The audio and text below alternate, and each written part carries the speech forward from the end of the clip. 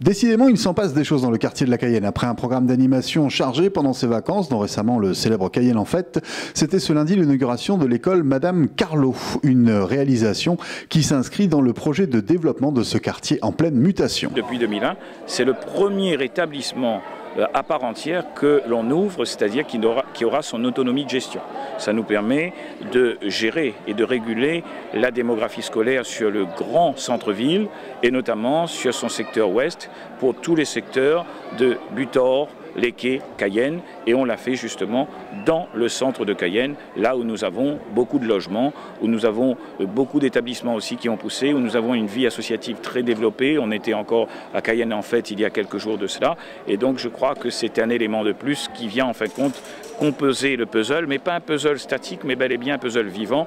Et quel meilleur exemple que celui des enfants qui bougent dans l'école et qui vont être demain l'âme de la réussite de ce quartier. 5 salles de classe, 2 salles de repos, une salle d'activité, une bibliothèque, une salle informatique, des locaux administratifs et bien sûr un réfectoire. N'oublions pas non plus les aménagements extérieurs, cours préaux, aires de jeu.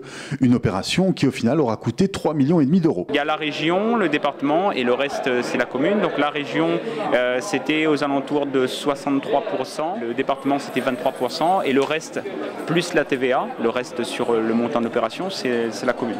Montant de l'opération, tout cumulé 3 530 000 euros TTC.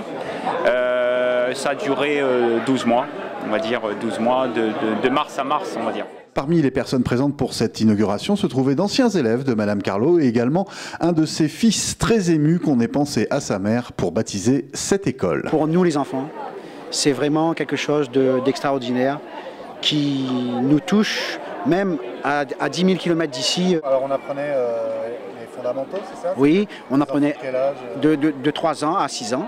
Lire, écrire, compter, raconter des histoires, plein de petites choses. Hein. Il ne reste plus qu'à faire vivre ce superbe outil pédagogique, l'objectif étant toujours d'offrir les meilleures conditions d'accès à l'éducation.